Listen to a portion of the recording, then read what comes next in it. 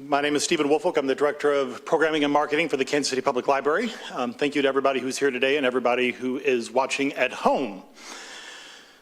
Last night, I took my 13-year-old son to his first concert. We went to see Bruce Springsteen down the road here at the Sprint Center. I was telling Dr. Ogbar on the ride down that Springsteen has always been important to me because I was raised by boomer parents. My grandparents were the greatest generation. They survived the Great Depression. They fought in World War II. They fought in Vietnam, and the idea of expecting more out of life was something that was foreign to them. You appreciated what you had, and there was no expectation of more. And then I heard Badlands, and there was a line in that song to the extent of, "It ain't no sin to be glad you're alive." And that changed my life. And from that day forward, music kind of became a counterweight to everything that I was taught in school, by my parents, whatever. We learned in school about the heroics of Christopher Columbus. Iron Maiden taught me about the horrors of what was done to the Cree Indians. My parents and my grandparents taught me about patriotism. Pete Seeger taught me that even the greatest country in the world can screw stuff up occasionally. Society taught me that slavery was bad. And look, I'm 50 years old. I grew up in a white town. That was the pinnacle of social justice in the community I grew up with. Was we can all agree slavery was bad. We're moving forward from this point. It was NWA who first showed me that maybe there was something more going on out in the world. So music is important. Music has a story to tell. And I don't think that there is anybody better to tell that story than our guest tonight, Dr. Jeffrey Ogbar. He is the author of Hip Hop Revolution, The Culture and Politics of Rap. We've got 6 copies in the library system available for checkout. I've got 3 that are available here tonight if you are interested in learning more. He's the author of 5 books. This will be the topic tonight. It was written in 2007, every bit as relevant today as it was, with a lot of information to be updated over the last 15 years. Please join me in welcoming to Kansas City, Dr. Jeffrey Ogbar.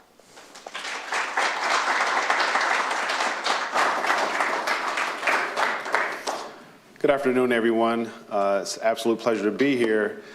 I have a confession, and I'm not pandering here, as you see on my slide.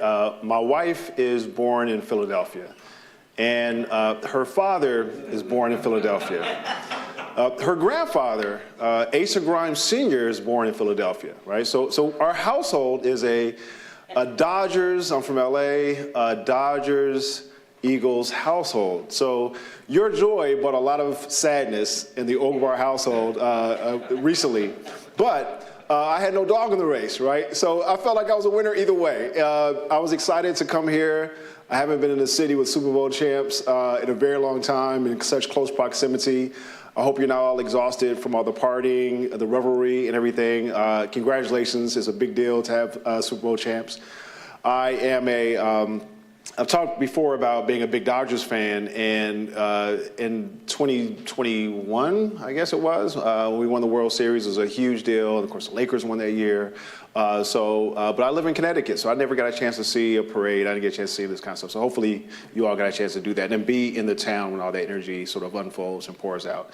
It's a wonderful, wonderful thing coming from a sports fan like me. So I was excited to know that I would be coming here after the revelry, and I want to put that in there. What I want to do today is I want to set the stage for our conversation. It is based, and first I want to thank Steve. I talked to him. It's a wonderful opportunity to come and give a talk, and any academic loves to talk about his or her research, right? And we love to talk about our stuff. It's really exciting for us to share it, and we hope that other people find some kind of curiosity in what we are so passionate about. And when it comes to music, I find that a lot of people are passionate about music. As Steve said, we could talk about different genres of music and what those genres of music have taught us. The ways in which music might have opened the world for us. We've seen perspectives of the world in ways that we wouldn't have seen in our own little provincial spaces. It might be through music videos, it might be through the songs, the lyrics, deconstructing the songs, trying to make sense of lyrics from our favorite artists. But all these different ways that music can be, in a fancy way, a discursive platform for us to explore the complexities of the human condition. And I want to do that by thinking about music more broadly, by starting with a quote here. And this is, I'm going to take us back 120 years to one of the most celebrated intellectuals of the 20th century, Dr. William Edward Burghardt Du Bois. He's the first African-American to get a PhD from Harvard. He was a historian, he's a sociologist, spoke multiple languages, traveled the world. I argue that by the early 20th century, Dr. Du Bois was perhaps the most, this might seem hyperbolic and a stretch. I always ask for someone to give me an alternative. I would argue that Du Bois was perhaps the most cosmopolitan human being, period, right? And what I mean by that is that Dr. Du Bois was not only someone who had traversed the most exclusive spaces in terms of intellectual discourse, education. He spoke French and German, and of course English. He was from Great Barrington, Massachusetts, raised in New England, and then went to college at Fisk University in the South. And then from there, he ended up teaching in, we went to Harvard, we got another degree, and then went to Germany for a while.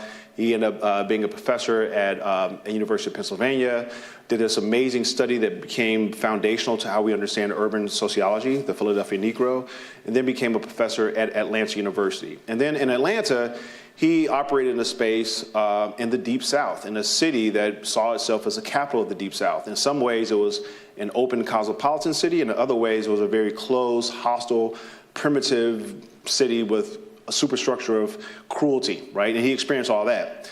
And he also got a chance to experience, through his research, working with the poorest of the poor, the most economically, socially, politically marginalized people in North America, but also he's hanging out with some of the wealthiest, most well-heeled, privileged people in the United States as too.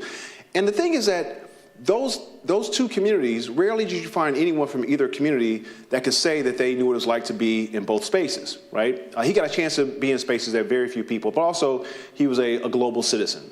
And Du Bois, this is 120 years ago, there was no jazz age yet. The Harlem Renaissance hadn't happened, right? So when we think about popular music, when we think about ragtime, the hottest, newest music on the street was ragtime, you know? So this is what he's talking about. So like, yo, son, you know the hottest music out right now? This is guy coming out of St. Louis, right? Scott Joplin. You know, he's like killing it, right? And so let's go to a concert and hear Scott Joplin, right? With this St. Louis rag. And so at the time, jazz music is just starting to percolate, right? It's just starting to develop. When we think about concerts, we think about radio, those things don't exist yet. The technologies that will give way to the commercialization of music don't exist. So how we understand music as a commercial force, and then also what that means as its reach as a commercial force, none of those things exist yet. So here's a historian who goes into the bowels of the South, some of the most hostile spaces you can find for anywhere in the Western Hemisphere. And he interviews people, and he interviews the people who are under the heel of some of the most oppressive systems since slavery, right? These people who are the children and grandchildren of folks who were enslaved. And he's looking at the cultural products of these spaces, and he looks at the music of these people. And this is what Du Bois says. He says, I know little of music, and I can say nothing in technical phrase, but I know something of men, and knowing them, I know that these songs are the articulate message of the slave to the world. So these people who might be marginal in almost every way, that somehow their marginality is made less so with the power of their music, right? That music somehow provides an opportunity for them to express themselves to ears that might otherwise not listen. So I want to kind of take that as we think about the development of hip hop and what hip hop, to the extent to which it kind of follows from this tradition. Because this is 45 minutes with Q&A, I'm not going to have a chance to get into great detail about all the other musical antecedents to hip hop, but suffice to say that jazz music by the 1920s becomes a dominant expression of popular music in the United States. So 15 years, 20 years later or so, jazz music becomes so big that some people, when they look at the 1920s, they call it the interwar years, the new era, the new Negro era, the new woman era, the jazz age. Right, the roaring 20s. I mean, so all these things sort of encapsulate the period of cultural disruptions of different sorts, but jazz was a sonic backdrop to all of that. In the 1920s, Du Bois is still around, and Du Bois he was actually, at this point, I guess he was born in 1868, right? So I'm a historian, not a mathematician, but he was a young dude at this point, right? And then he's still writing about music in the 1920s, and he does this in the 30s and 40s and all the way up. And it's interesting, by the time we get to the at jazz, as it matures, there are people, jazz came from the margins. I should just quickly say that Du Bois's comment is before jazz. Jazz develops. There are people who say that jazz is jungle music, that it's a social danger, it's a threat. There are people in the ivory tower who see jazz as this social danger leading young people astray, right? They say it leads to marijuana smoking and rape. They say it will lead to the decline of civilization. They call it N-word music, but they're not as diplomatic to call it N-word music, right? So jazz is attacked in all sorts of ways in the 1920s. By 1930s, 1940s, all of a sudden it penetrates and becomes this celebrated musical art form. People say that jazz music, as many of you know, says the only uniquely American contributions to the world, right? So at that point, jazz you fast forward 50 years, let's jump up 50 years from Du Bois's comment, and we get to 1964 and Martin Luther King himself making commentary about jazz music, right? At this point, jazz isn't seen as a social danger. At this point, jazz is respected. At this point, people don't think of jazz as uncivilized, barbaric, crude music, sitting outside the confines of how we understand music. People respect jazz. People have elevated jazz. People actually see the genius of jazz, something people would never do before. And here, internationally, jazz is spread around the world. Dr. King says this in a program for the Berlin Jazz Festival. He says, God has wrought many things out of oppression. He's endowed his creatures with the capacity to create, and from this capacity has flowed the sweet songs of sorrow and joy that have allowed man to cope with his environment in many different situations. The end of that quote should be the other way, so I apologize for that. Then he says right here, jazz speaks for life. The blues, a different genre of music, related, comes from the South as well. The blues, both genres, of course, coming from African Americans, jazz from New Orleans, blues from the Mississippi Delta. The blues tells the story of life's difficulties. And if you think for a moment, you will realize that they take the hardest realities of life and put them into music, only to come out with some new hope or a sense of triumph. This is triumphant music. So this is what Dr. King says about jazz music. So now we could jump up another 50 years, right? I guess if we went up another 50 years, it would bring us to about 2014, somewhere thereabouts. And so if we jump up, and at that point, my book is 7 years old, right? Hip hop wasn't created yet at this point, just like when Du Bois made his comments, jazz wasn't a thing. And when Dr. King made these comments, hip hop wasn't a thing. It was 10 more years before hip hop would be created, right? Hip hop, let's look at the early years of hip hop. So about 9 years after Dr. King's comment, in a 9-year period, we have so many things that have happened across the United States. In 1964, we had the first major piece of legislation, the Civil Rights Movement, Civil Rights Act of 1964, which says that public accommodations cannot be segregated. We have in 1965, a year later, everyone has the right to vote, the Voting Rights Act, which is the most important part of the legislation. In 1968, the same year that Will Smith was born, the same year that LL Cool J was born, Dr. Dre was already a toddler walking around at this point. The founders of hip hop like Kool Herc and Grandmaster Flash, these guys were already toddlers walking around potty trained. At that point in 1968, a year before I was born, the same year that I was born, the same year as Jay-Z, as Ice Cube, and as Diddy, right? So a year before we were born, the big final piece of legislation said that you cannot discriminate against people with housing, right? The Housing Civil Rights Bill. So up to that point, race could be used to prevent people from living in different places, right? Or redlining a series of other policies. So we're not talking about ancient history here. So when we think about the world that all the people I just mentioned, they were raised in a spot where whether they themselves had to experience codified forms of racial oppression, they certainly were. I was born in the South Side of Chicago. Southside Chicago, not accidentally, was 83% black, and the community where I lived was virtually all black, right? It wasn't just by accident that happened, but of course by federal, state, local law, public and private institutions. But the same thing happened in the South Bronx. And in the South Bronx, in the early 1970s, there was all sorts of economic malaise, social malaise. There were gangs, heroin, all sorts of problems. There's a lot to be said about this. But around that time, this is what the South Bronx looked like. You have 5 boroughs of New York, and the poorest borough was the Bronx, right there in red. The poorest section of the Bronx was the South Bronx. And there we have all sorts of challenges to the people who live there. We go through a whole list of these things. there were organizations that tried to politicize these young people. And some of these were revolutionary groups, some were nationalist groups, Puerto Rican Young Lords, the Black Panther Party, the Nation of Islam. Various groups tried with varying levels of success, trying to get gangs to not engage in violence, but in fact do something competitive with their communities. These are some of the gangs: the Black Spades, the Savage Skulls, the Savage Nomads. These are some of the gangs that were operating in the Bronx at this time. And around this time, there started to emerge a competitive space. To go back here, in the Black Spades, there was a young man that got together and created the first hip-hop organization in the fall of 1973 called the Zulu Nation. And the Zulu Nation, inspired by the Black Power movement that was declining, thought that they could take these young people and engage in festive activities and competition and cool that was not deadly, that was not lethal, that did not destroy the community, but in fact might be able to build the community in some sort of festive way.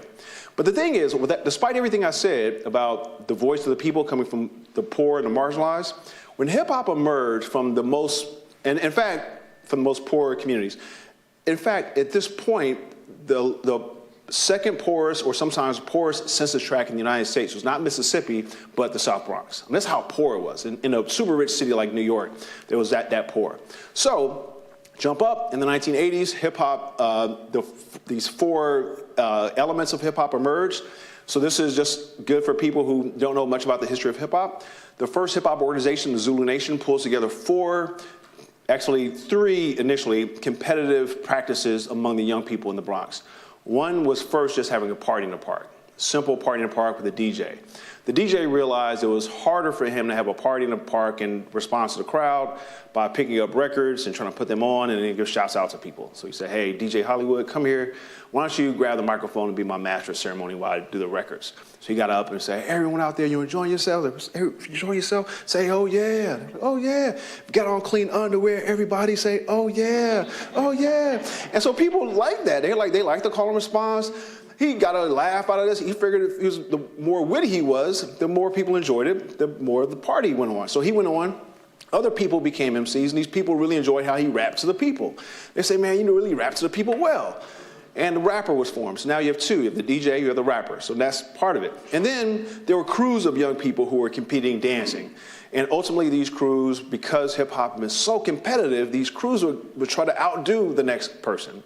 When they did this, they would dance. And the etymology of the term breakdancer is all over the place. So some people say they dance because the MC, the rapper, the DJ would take these songs and he would play a disco track or a funk track. And then when the lyrics came, he would switch over and just play the instrumental. So they would have these breaks in the lyrics where one could rap, right? So you have these breaks in the records, and these people are also dancing, so that people call them break dancers. So the term. Other term they call B-boys or B-girls. The B could stand for break dancers, or it could stand for Bronx girls or Bronx boys. It depends who you talk to, and all these people are still alive, so it's not like but you can talk to one dude, and he's like, yeah, I was there, and we called ourselves breakdancers. You talk to someone else, no, I was there at the very beginning, we called ourselves B-boys. Like, no, I was in the same room. Like, no, I was in the same room. So there's really not a consensus on what the term is, but that's the third element, right? So those are the three elements that brought hip-hop together, and the fourth element that people associate with hip-hop is actually graffiti art, which is an aesthetic that emerged in New York City in the early 1970s that later got fused to the musical elements and became part of hip-hop. So hip-hop is now, we have these four legs of hip-hop, like this table here, but hip-hop itself is all of these things. Rap is just one of those legs on the stool of hip-hop. That's hip-hop. So 1970s. Fast forward, we get to the mainstream hip-hop 1980s, and this is where our talk is going to go. What we're going to do is talk about the politics of hip-hop, and then I talked to Steve. I said, what would you like to hear? And Steve said, well, your book talks about the culture and politics of rap, but it came out in 2007. Let's see where it's gone since then. Let's look at let's look at what your book says, and let's look at the political, cultural landscape since then, right? So we're going to do that today, and I'm going to jump forward. Everyone probably knows who these folks are right here. They're very important because when hip-hop first came out, it was organic in their neighborhood, and people utilized resources that were available to them in the park, right? And then when they decided to go commercial in the late 1970s and early 1980s, rappers looked at what groups were big and said, let me dress like them. And so African Bambaataa and the Soul Sonic Force, Grandmaster Flash and the Furious Five, if you look at them, early 1980s, they had tight leather pants, they had like high heel pumps, they had like fedoras and furs and stuff, and they looked like the Village People. They kind of looked like the Village People, Earth, Wind and Fire. They actually looked like groups that they thought this was how we should look if we're going to be out there. And then these dudes from Queens came around, and Run DMC and their brother, who was a manager, Def Jam hadn't been founded yet, but his brother, Russell Simmons, said, dress the way you guys dress. And you don't wear high heel pumps. You don't wear high heel pumps, you walk around the house. You don't wear tight leather pants, you don't wear fedoras, just dress the way you dress. And so this is what they decided to do. They dressed the way they dressed. So these were the first hip hop acts that dressed the way young Black and Latino males in New York City dressed at the time. Not like the funk bands that had been, if you ever see George Clinton, Parliament, Funkadelic, this is how they decided to do. They said, George Clinton is a man. He's popular, he's making money, he's selling out at stadiums. Let's dress like Parliament and Funkadelic. So they dressed like them. But it turns out that that was not where hip-hop had gone. What's important here, though, is that hip-hop at this point, while we might not think of this as a particularly political gesture, it is. And hip-hop early on made this position that we will make our music and our aesthetics on our own terms. If you like it, that's good. If you don't like it, that's okay, because we're making music for our own sensibilities, our own aesthetic sensibilities, which in many ways goes back to what Miles Davis had done in the late 1940s and early 1950s with bebop. And Miles Davis was very clear, right? I'll make music as other bebop avant-garde artists. I'll make jazz for our own styles. If you like it, it's fine. If you don't, that's okay. We're doing it for us, not for commercial markets. And hip-hop did the same thing. But hip-hop was not engaging in politics in a way of explicit political lyrics, very little of that. If you look at like political lyrics, we're talking about very mainstream work. In 1988, you had Biz Markie, Reagan is the president, but I voted for Shirley Chisholm, who ran for president early 1970s, 1972. And so this reference here about sort of mainstream political participation, not particularly radical, this is what you found in the sort of earliest expressions of commercial hip-hop, until we get to the late 1980s. And this is really important and critical for our understanding here. If we go back to the comments that we have from Du Bois, if we go back to the comments we have from Dr. King, this will provide context for what you see hip-hop make this turn in the late 1980s. So I went to college in 1987, and when I went to college in 1987, when I was in high school, we didn't have any African medallions, people weren't wearing kente cloth, people didn't have any Black Popular Demand stuff yet. There were no kufis, none of this kind of stuff existed yet. Public Enemy didn't exist. My best friend and I was raised in Los Angeles. My best friend and I were coming back from the park, coming back from the beach the summer before our senior year in high school. Got stopped by the police. They were horrible, mean, cruel to us. They pulled guns on us, put us in handcuffs, put us on the curb for what I remember to be about 45 minutes. And then they determined that we did not, they accused us of stealing his mother's car, Eric's mom's car.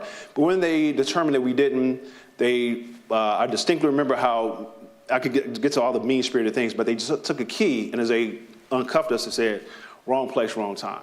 And he looked at us like they just found pleasure in the whole thing. And they were like excuse the vulgarity here, but they were just straight assholes. I didn't understand what they got out of it. I was like, what do you get out of this? I mean, we're teenagers. I mean, we did nothing at all, mind our own business, come back from the park, and you guys pull us over, multiple cars, put guns on us, threaten to shoot us, and then pull us around, and then at the end, like wrong place, wrong time, and just look at us and watch us shaking as we go away.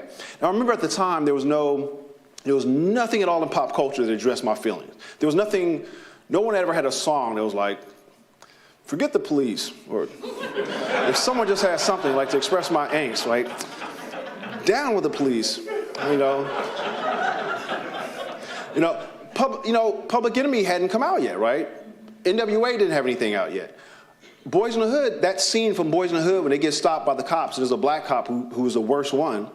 And when you listen to Fuck the Police by NWA, Ice Cube's lines, the black cop showing out for the white cop, right? He actually talks about the black cop. And we had all these cops. There's one black cop. He was the worst one in the group, right?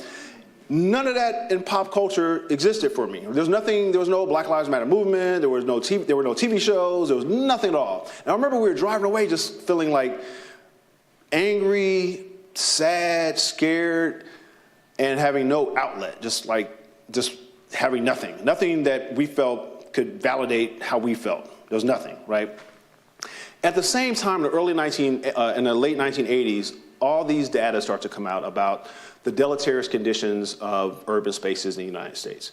That crime was increasing, you had the drug trade, we had drug addiction, we had crime, violence, you had poverty, unemployment, deindustrialization.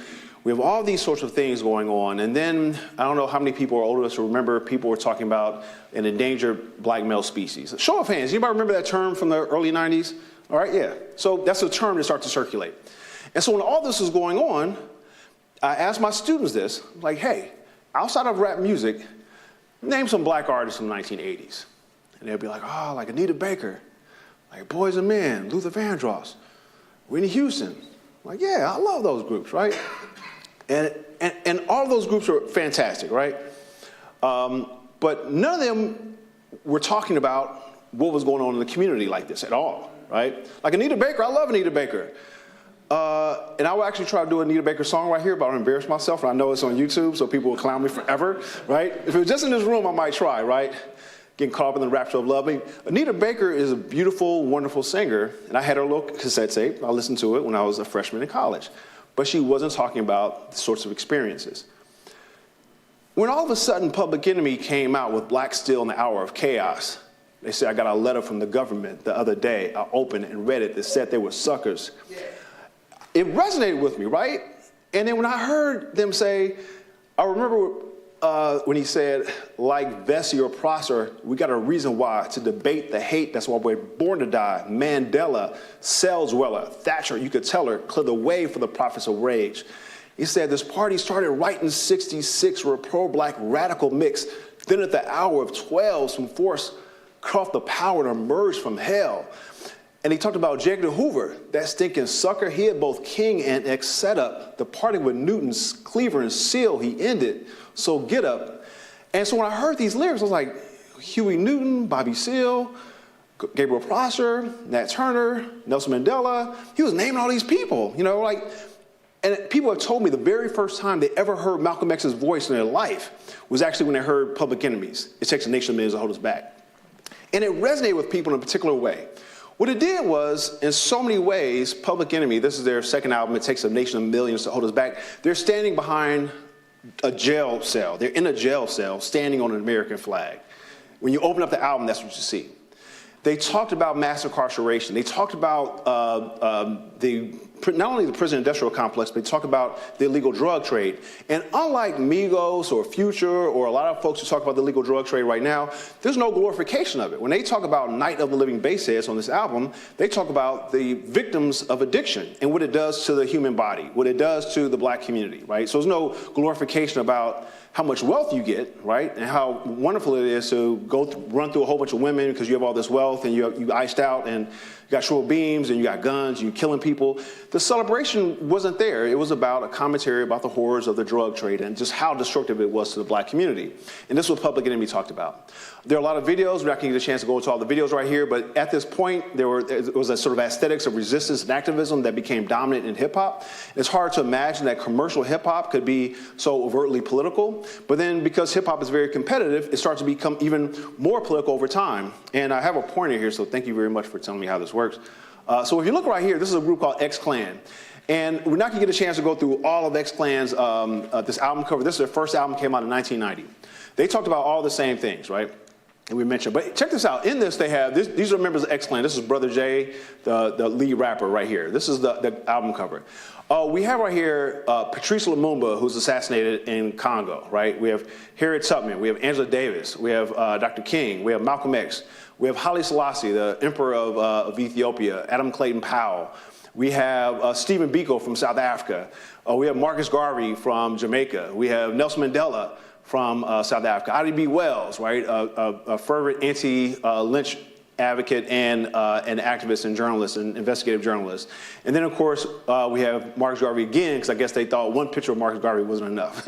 And so they have this right here, the green, black, and red of the Black nationalist tricolor created by Marcus Garvey's organization, the Universal Negro Improvement Association. And this was a really powerful album cover, right? This is something that was in so many ways grounded in the struggle of the time, but also reflecting the sort of urgency of the moment when people saw the conditions worsen. Other hip-hop groups came out and varying degrees expressed some sense of consciousness. But what happened over the 1990s, into the 1990s, there were many artists that looked at their antecedents, looked at their predecessors for inspiration, right? So we have Malcolm X on the far right. This is a famous pose of Malcolm X. But people signified Malcolm X. They didn't just quote him in lyrics. They had publicity shots where they signified Malcolm X because Malcolm X resonated with them in that particular historical moment, early 1990s, the militancy of hip-hop. And this is, we have rappers who are doing this right here. And this is KRS-One off of his album, By Any Means, By All Means Necessary, a signification of By Any Means Necessary, what Malcolm X said, and the famous pose. The cover of my book, Hip Hop Revolution, is around here somewhere. That cover is DJ Lord, who's a DJ for Public Enemy, and he actually signifies the exact same pose. You see the book, DJ Lord, the DJ for Public Enemy, is actually, instead of holding a gun, he's holding a turntable. His weapon of choice is a turntable, which of course makes music and becomes a resistive tool. Here we have Nas with Huey Newton's birthday just passed 2 days ago. He was the co-founder to the Black Panther Party, Huey Newton right here, famous pose in a wicker chair, and of course we have Nas, one of the most celebrated MCs of all time, signifying him. But then you get people like Young Jeezy. And Young Jeezy's like, I want to go into trap and sell crack or die. I'm going to sell crack. You better trap or die.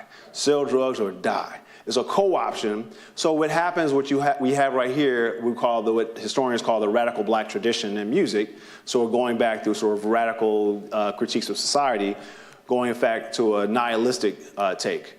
So when 50 Cent says, like Malcolm, by any means, with my gun in my palm, 50 Cent isn't saying by any means I'm going to free black people. He's not saying by any means I'm going to be a revolutionary in line with people all around the world. I'm not like fighting an anti-imperialist struggle all around the world, right? Like, he's not saying that, right? He's saying by any means I will, conquer my adversaries, right? It's a sort of nihilistic, selfish take, but not a revolutionary take. And then we look at, with my man right here saying by any means necessary, Young Jeezy's doing, of course, the trap. We have Shine, a rapper who famously went to prison for shooting someone in the face in a nightclub in New York City, right? And he has his gun signifying Malcolm X as well. Nicki Minaj, looking ass ninja. My wife makes sure I don't even repeat that word. But looking ass ninja, where in the video, she has a gun and she lyrically is talking about killing ninjas, right? There's nothing about being revolutionary, nothing about uplifting the people, nothing about being a freedom fighter, nothing about social justice, nothing about engaging in sort of a global internationalist struggle with oppressed people and the anti-colonial movements. None of those things come up in Nicki Minaj's critique and co-option of Malcolm X's thing there. I want to take a shift here because this is, as we see hip hop move forward into the 2000s, and I want to also look at the social conditions that gave rise to radicalism. So remember the data I gave you about how things got really bad in the late 1980s and people started talking about all these things. So since then, I found, and this was like really fascinating when I was writing a Hip Hop Revolution. The book came out in 2007, as stated earlier, but before the book came out, and as I was researching the book and I was giving talks on like papers which ultimately would be chapters, I was absolutely surprised when I told people that the data show that the hip-hop generation, which Bakari Kutwana, who's a journalist, he argues that when we think about the Generation X, we could say that African Americans who were born between 65 and 82 are what he calls the hip-hop generation. And he explains why. Demographically, they're a bit distinct from white Gen Xers. And when I look at that generation, Generation X, or the hip-hop generation, I found that, and Bakari Kutwana didn't say this, but I found that the homicide rates decreased, graduation rates from high school, graduate school, professional school increased, that poverty rates, that unemployment decreased by, this is around early 2000s, the rate of teenage pregnancy increased, Then I have people, they were like mad when I shared these data. I guess they thought I was like an Uncle Tom or something, because they were like, where do you get this data from? I remember this dude came up to me after, he's like, where did you get the data from? So I showed him the data from the CDC about homicide rates, about graduation rates from high school from the Department of Education, raw data. So I didn't have to use like methodology or tricks or smoke and mirrors, right? And the thing is, what I found is that the vast majority of people are used to a narrative of crisis in the black community. They're used to a narrative of decline in the black community. They're used to a narrative of dysfunction. They're used to a narrative of pathology. So when you expect nothing but pathology and bad news, and all of a sudden you hear something good, you can't believe it, right? You're like, black people have been doing nothing but going backwards for so long, I can't believe that there's anything good to come out of this kind of stuff, right? And so people are really surprised. But not just how these are mostly black people thinking about black people, but I found that people have this sense in general. I ask my students all the time. They have a multiple choice question. If anyone's going to see this, it's on my quizzes. The question is, despite the successes of the civil rights movement, most African Americans today remain in poverty. Most of my students say yes, although black people have not been the majority of black people have not been poor since the 1960s. People are surprised whenever I say that, right? And it's not like they've ever seen data saying that the majority of black people are poor, nor have people seen data to actually say that the homicide rates are at record highs, but people have the sense. So now let's look at our current, this is to go to Steve's question, what does the landscape look like since this book has come out, right? So people were surprised when I say this data. People are like, I never heard that. So when the book came out, the homicide rate for black people, and this is probably looking at 2005 or 2006 data, whatever was most available at that time. And at the time the book came out, the black homicide rate was the lowest it had been since 1950, where the CDC collected those data. You could collect those data from 1950 going up. So probably the 1940s is when you would find higher black homicide rates than when 2006, which is like, people are surprised, they can't believe it, right? So let's look at during the presidential cycle in 2016. There were a lot of people, including Donald Trump, who was a candidate, that talked about he was going to not only make America great again, but also deal with poverty and, lawlessness and crime. Here's one guy right here. Today's level of lawlessness and insecurity in many black communities is a relatively new phenomenon. His words, not mine. In the 1930s, 1940s, 1950s, people didn't bar their windows. Doors were left open and unlocked. People didn't go to bed with sounds of gunshots. What happened, everything was a liberal vision that blamed crime on poverty and racial discrimination. Academic liberals and hustling politicians told us that to deal with crime, we had to deal with those root causes. Plus, courts began granting criminals new rights that caused murder and other violent crime rates to skyrocket. The liberals' argument ignores the fact that there was far greater civility in black neighborhoods at a time when there was far greater poverty and discrimination. This is actually from a black dude, right, who said this. So he's saying back in the day. So Sonny Liston is from St. Louis, right? Sonny Liston is the heavyweight champion of the world that Muhammad Ali defeated to become heavyweight champion of the world. Sonny Liston was a thug, right? Sonny Liston was in prison at the time, right? Throughout black communities in Chicago, in St. Louis, in Los Angeles, in Harlem, if you looked at what those communities said about their situation at that time, if you looked at the black African-American organizations, National Urban League, at that moment, they're talking about slum conditions. They're talking about crime. Sadly, they're talking about high rates of prostitution, right? They're talking about all sorts of things in those communities, how bad those communities were. They're not talking about the good old days of any of this kind of stuff right here. This is what Trump says in 2016. Inner city crime is reaching record levels. African Americans will vote for Trump because they know I will stop the slaughter going on. It's 2016.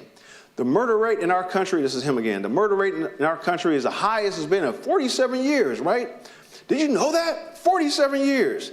He went on to say, oh, this is after he got elected. He went on to say, I used to say that in a speech and everybody was surprised because the press didn't tell it like it is, right? The way people were surprised when I talk about the murder rate being low, he's telling it as high and people didn't believe it. All right, in fact, and now let's look at the real facts, not lies that random people talk about. In fact, he was not only incorrect, this is actually a direct quote. In fact, he was not only incorrect, he was so grossly in error that CNN has reported that, quote, the claims were repeatedly fact-checked and debunked to the point where they must now be called a lie. There is simply no way in this point that Trump and his staff did not know what he was saying is not true, but he keeps saying it anyway. The murder rate was actually at a 45-year low, all right? I know most people aren't going through data. I know people aren't reading government documents about crime and all that kind of stuff. But these perceptions of crime, super predators, war on crime, the war on drugs, public policy, and outcry. I'm going to take you back to when John F. Kennedy was president. In 1963, New York City had 548 murders in a city of 6.7 million people. 8.9 when Donald Trump declared his intention to make America great again. The homicide rate in his hometown had plummeted to 352 in a city of almost 2 million more people. The rate had dropped over 50% than when New York was over 80% white. So the homicide rate actually had dropped over 50% in that time period. But of course, we hear a narrative. Another thing is this. We can't go all the way back. I'm just going to read this one little thing right here because this is very powerful. But how far back would one have to go to find a year that was safer in New York City than 2016? Back to what year would we find a lower homicide rate? What would be safer in 1970, 1960? How about 1940, 1950? According to the most reliable data available, the homicide rate in New York City in 2016 was lower than any year since records have been kept going back to 1928. That's like hard to believe. People are like fascinated by this. So there's a narrative, and this is actually not, this actually doesn't even go up to 2022. I have the next slide will do that. But these are some numbers about how precipitously the crime had declined. By the way, I want to point to this right here. Look at the year, 1990. When you remember, I showed you that stuff with Public Enemy and X-Clan and all these groups. They came out when homicide rates were genuinely high, right? They came out in the early 1990s with our record rates of crime, and rates start to decline. All right. So now we have rates. We go all the way up to last year. This is 1990.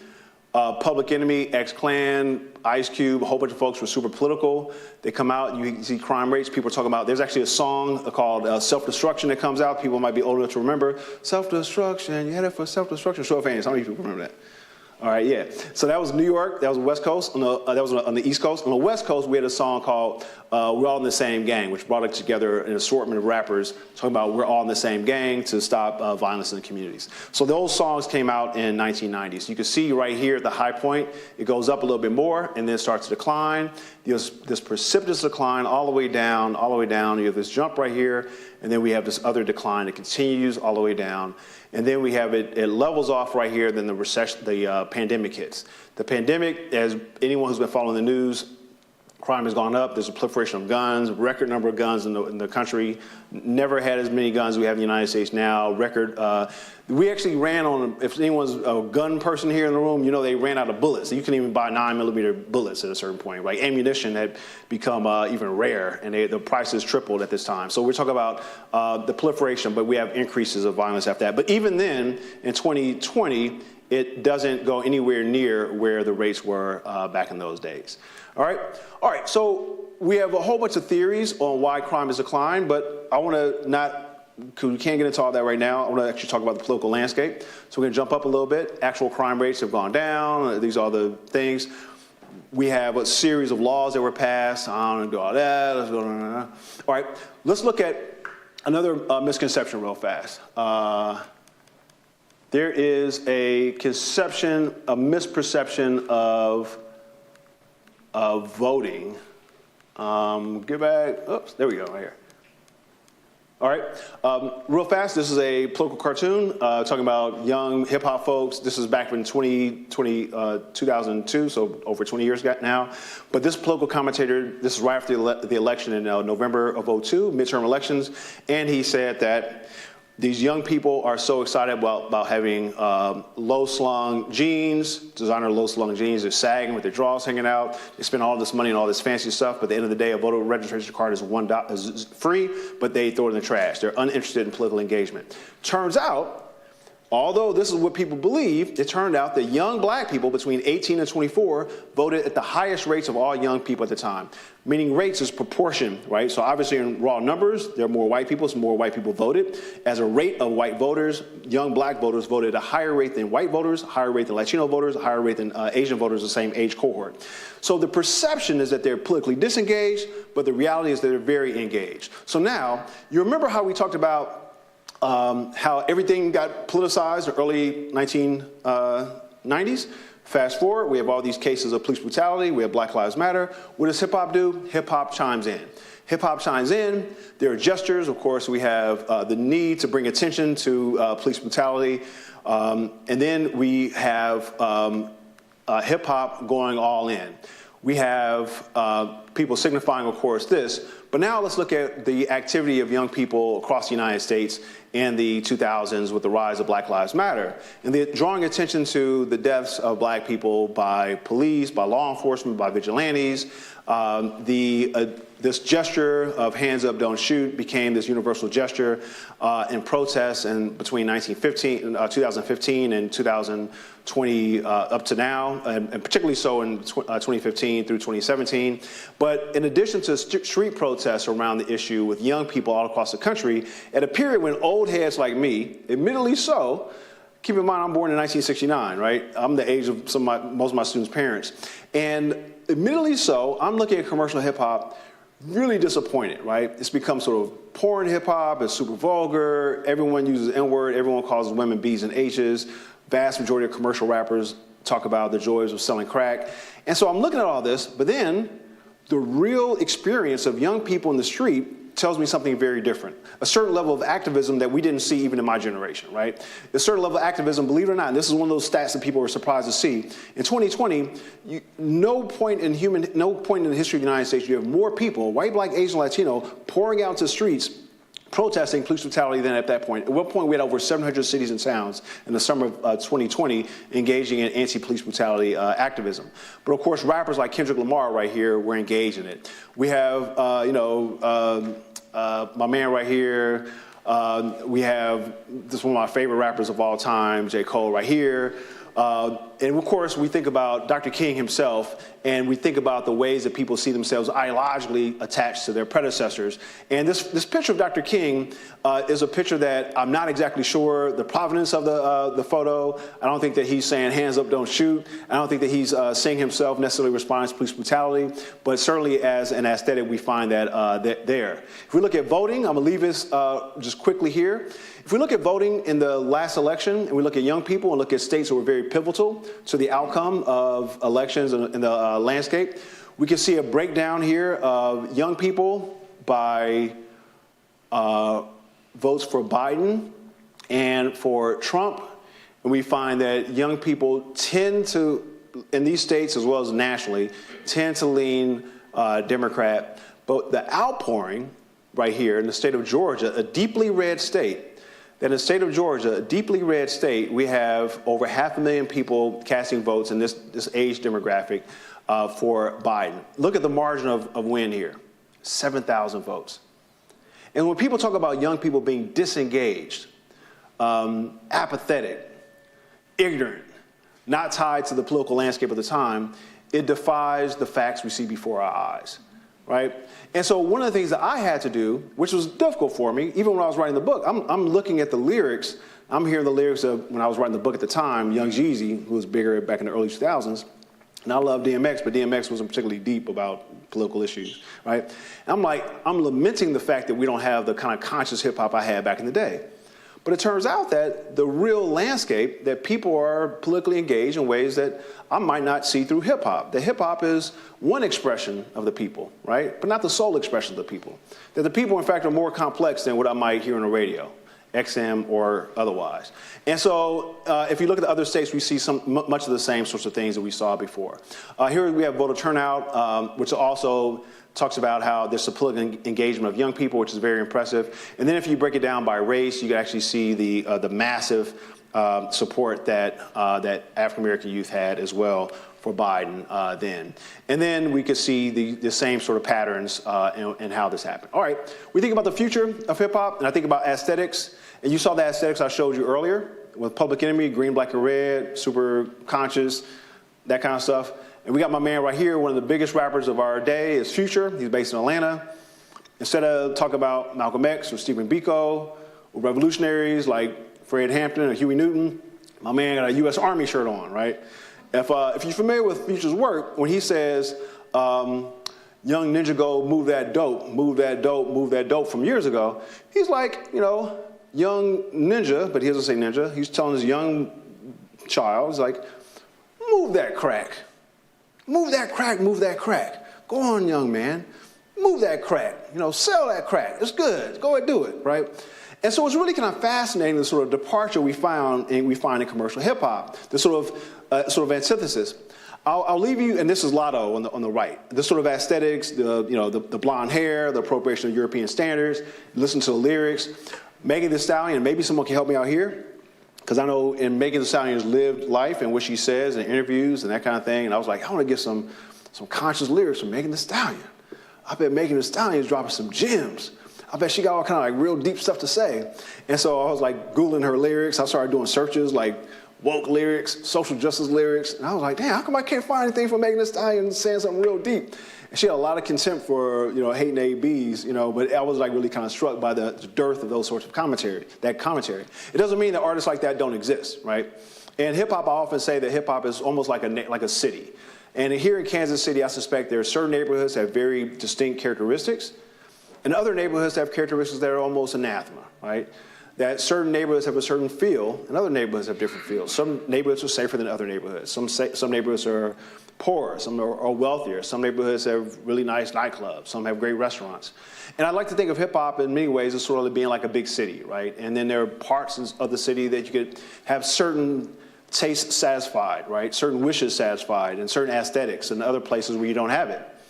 This is Fly Anakin, who's an underground rapper, I find, besides Kendrick Lamar, and a Chance the Rapper to some extent. I don't find and to some extent J. Cole as well. I don't find a lot of commercial rappers with a lot of like social justice commentary like they used to have back in the day, with sort of resistive lyrics. Sa Rock is a woman on the right, and if you look at her aesthetics, she pulls from African inspiration in all sorts of really explicit ways. Not just her aesthetics in her videos, but also lyrically. She's very different than what you would find with Lotto, and of course, Fly Anakin is very different from what you will find from Future. But again, if hip hop is a big, robust community, you can find whatever you want where you want it, right? You just kind of look for it. So hip hop, I've found, has been a largely contested space. It was one when I wrote the book back in '07. It's still a contested space when I look at hip hop in 2023.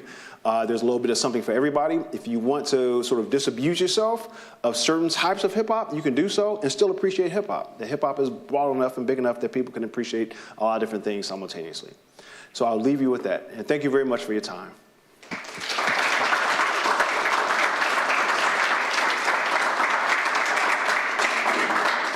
Thank you, Dr. Ogbar. If you have questions, we would ask that you please use the microphone so that the people watching at home can hear the question as well as the answer. And while we wait, I'd like to start here, if I could, Dr. Ogbar. I wonder if you could talk a little bit about how music has been used to promote social agendas for as long as music's been around. Can you talk a little bit about how maybe the reception of that was different with, folk music, talking about the acceptance of hippie culture or protest of the Vietnam War? How were those protest messages received differently than the types of protests that we hear in hip hop today? Yeah, great question. So throughout the 20th century, you've had artists who have, in varying ways, attempted to address different social issues. The most famous is probably some of the early 20th century is a song actually written by a white couple and then given to a black singer, Billie Holiday's Strange Fruit.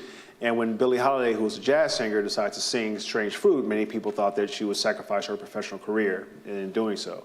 And she did in some ways, right? She had death threats. There were people who said they wouldn't play her music, but she sang the song, and the song actually became a marquee song for her. And to this date, one of the most celebrated songs that she's ever sung.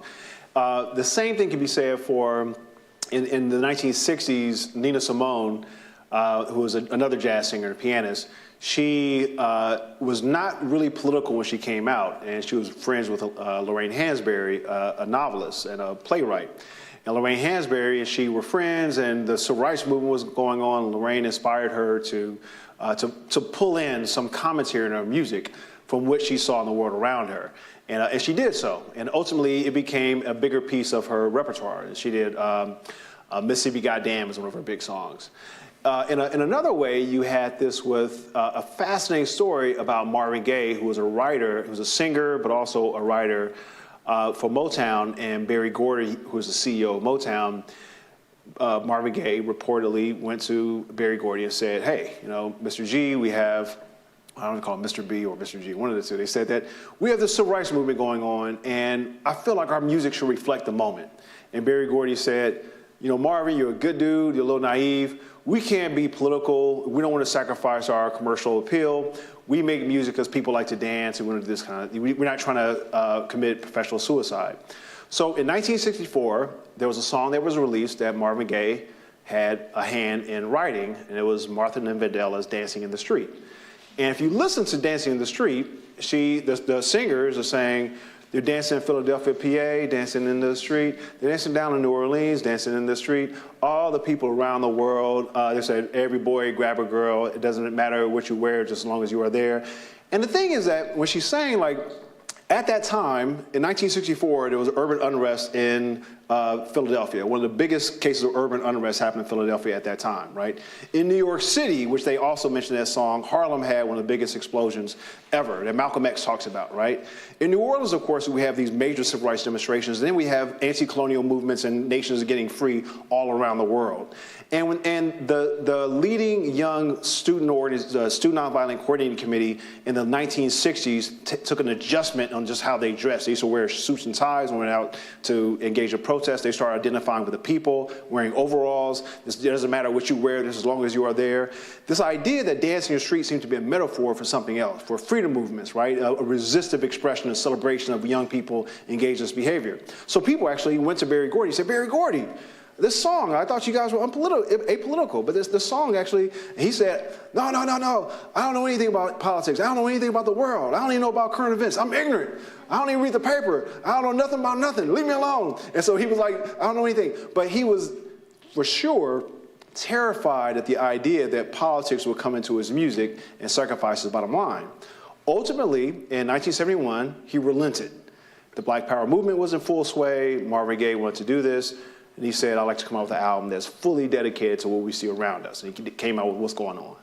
Marvin Gaye said, it will end your career, Marvin, but if you want to do it, it's your call. That's what Berry Gordy said. Of course, What's Going On became his most celebrated album ever.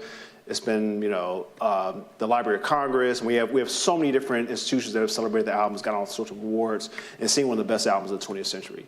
And so music has actually had its people for years and years saying, don't do it, it's gonna destroy your career. We find them to be wrong. So I'm always hopeful that that even hip hop can make that transition. I have not seen it in recent years, though. Kendrick Lamar excluded. All right, hello then. I am Rihanna Henderson. I was going to ask a question. Have you considered adding to your research, new analyses, pop cultural hip hop and commercial hip hop, and what that has, and what effect that has on these artists and these lyrics? Because I know that you have juxtaposed older forms of political expression in hip-hop artists with supposed newer forms of a lack of expression in the industry.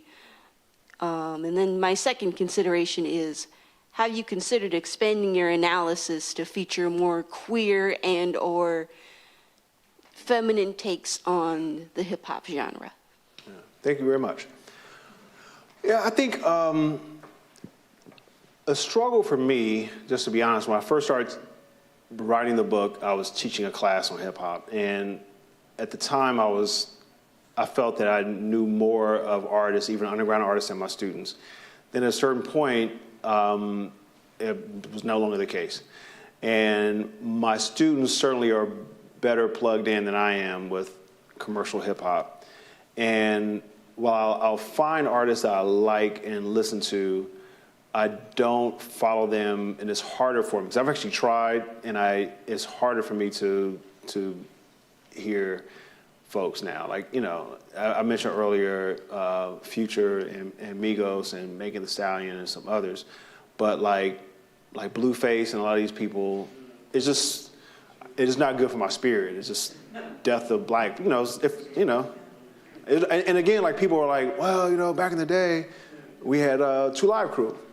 when I was 20, I didn't like Two Live Crew. That was me. I was into Public Enemy, not Two Live Crew. So a lot of my students think NWA was revolutionary and conscious, but NWA had 3 songs in their entire discography that might be considered that. They had like F the Police, Express Yourself, and I have 2 songs.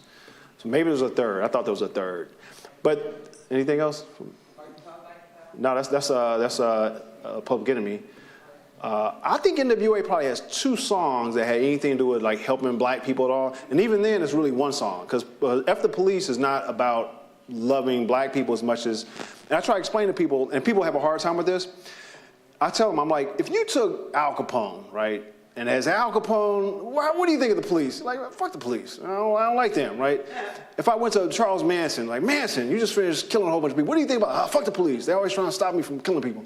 So, because NWA, if you listen to the lyrics, they're not doing it, the police aren't after them, and they're not antagonistic to the police because they're revolutionaries like the Black Panther Party.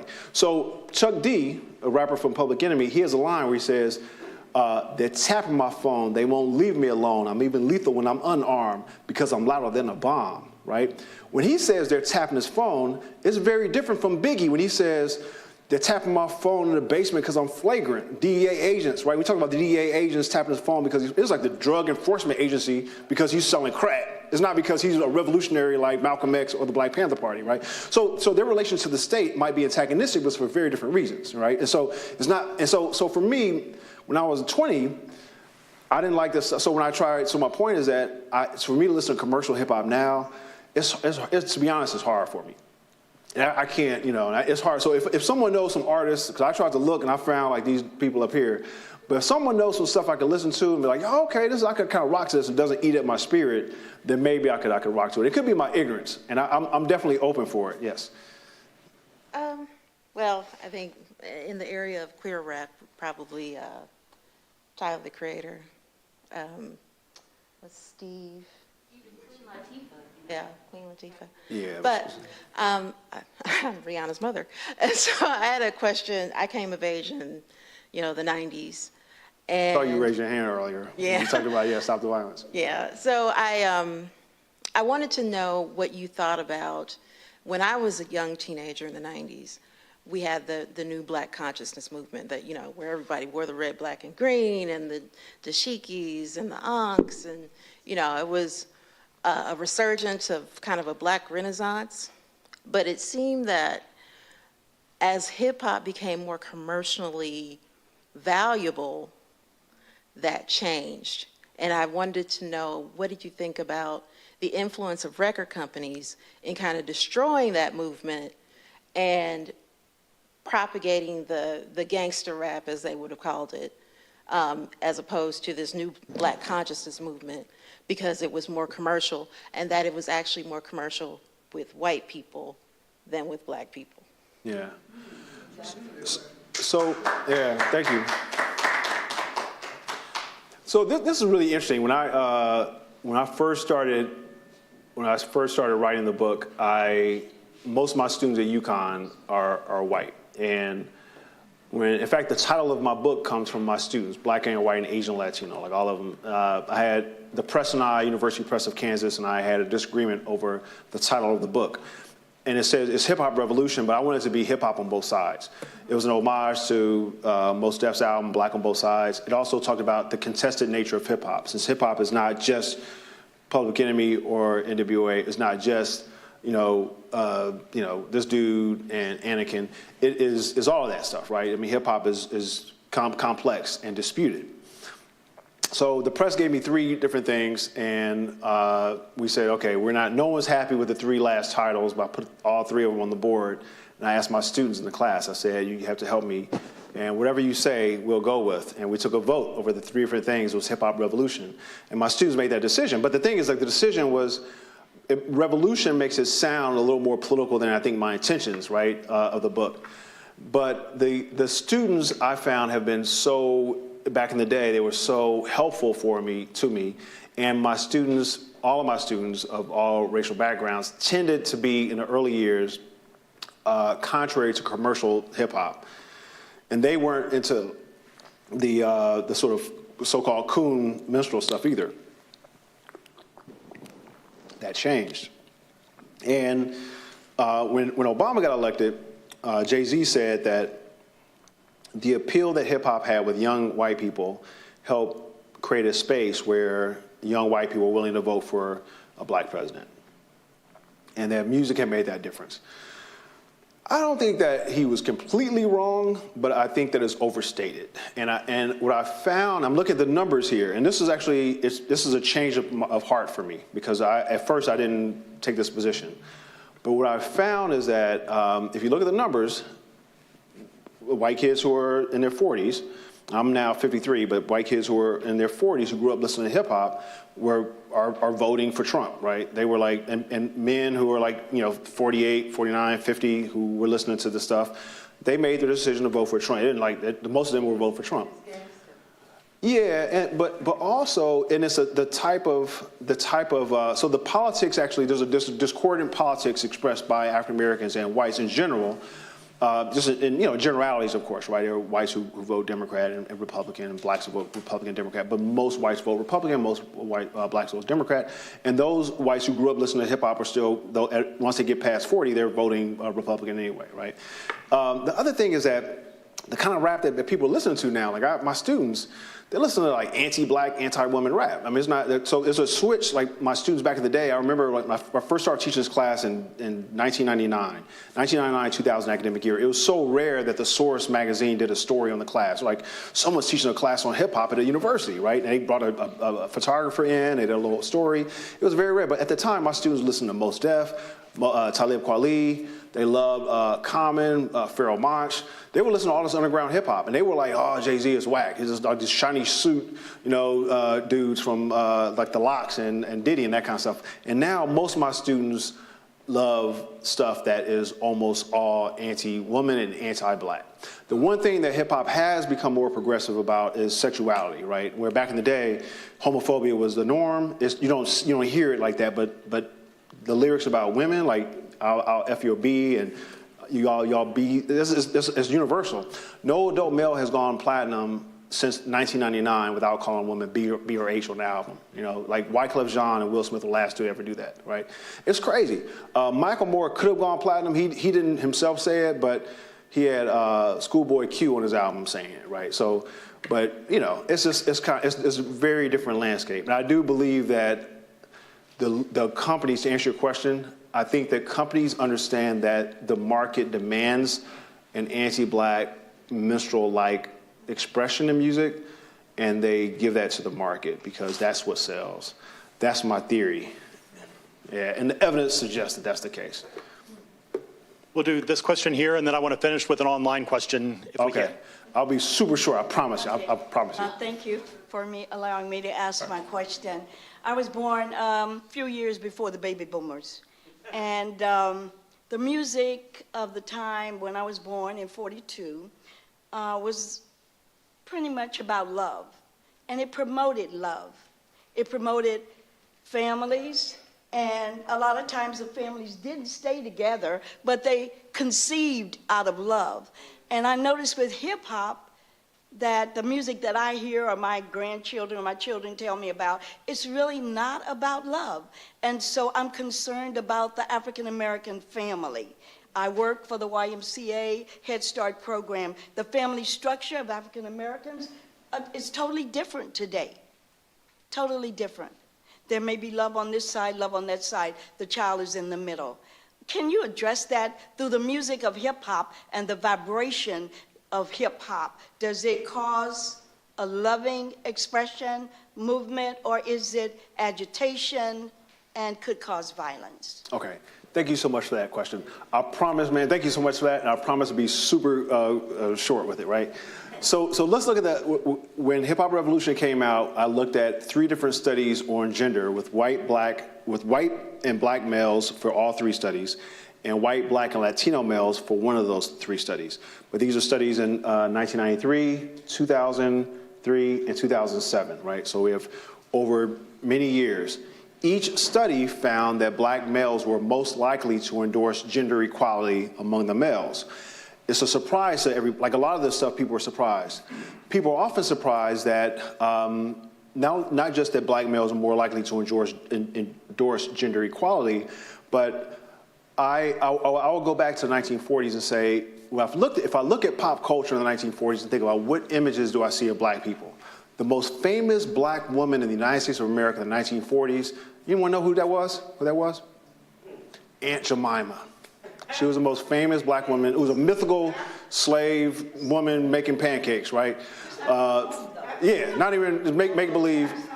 Exactly. No, it's not. The point of this is that in pop culture, to answer your question, so just like pop culture was inexact in its expression of black people back in the 1940s, the most famous black person was Stepin Fetchit in the 1930s, right? That's not how black men really were. Hip hop similarly creates an image that's toxic, that's not necessarily an accurate reflection of what black people are. That's the point. I have an entire segment on love. I didn't do this until maybe 3 years ago in my hip hop class. I look at agape, storge, philia, and eros, and different types of Greek terms for love that we see in rap lyrics. One of the most popular songs that Kendrick Lamar has ever done, he has a song just on love. Right? He has a number of songs on love. And the surprising thing is that a lot of rappers that we think of as crude and coarse and vulgar, even Jay-Z in his song Anything is about love and different types of love, right? Love for his mom, love for his good friends. We have songs where people talk about their family. And I know at the same time, this is my point. I know you're shaking your head. There's two things happening. There are two things happening. You remember when I said that hip hop is a large community where you get a little bit of everything. You have people who express misogyny, contempt for what we think as healthy relationships, where people also celebrate those things. Those things are all there at the same time. The degree to which they actually influence real life, I don't think, I can't say that I see the evidence. I know it's not what people like to hear, but I have to look at the science. I don't want to see the evidence that people are trying to be like the clowns they see in the music. But, I have no doubt that somebody's being influenced by it, but on a macro level, I don't see that sort of thing, though. But the contemptuous lyrics are certainly there. All right, we'll finish with this one from somebody watching online. They were wondering as well about the impact of record labels on what we're seeing in rap and hip hop today. You and I talked a little bit coming in about Tech Nine. I guess if you can close, maybe talk a little bit about, are you seeing a divergence at all in rap and hip hop with the independent and smaller labels versus the stuff that's coming from the big names? Yeah, so Tech Nine, who's a local rapper who's now is world famous, is from Kansas City. Tech Nine is a very gifted rapper. He is well respected by his peers. People really know Tech Nine. He's also a do-it-yourself guy, though, right? He's also like, I do my own thing. I'm not like tied to these labels, so he has that. SoundCloud, and to some extent YouTube and others platforms have allowed people who are underground artists to sell their art to have greater access than they did before. So years ago, you would hear people tell stories about how they, like Master P tells a story about how he would make these CDs, and Outkast did the same thing. They would make these CDs, go to college campuses, or go to parks and beaches and try to sell their CDs out the trunk of their car, right? That's how they would first start. And the margins were, I suspect good, but you're talking about a really small, regional influence. SoundCloud, of course, and YouTube and other platforms allow people to be global now in a way they couldn't before. So people are making a lot more money and exposure.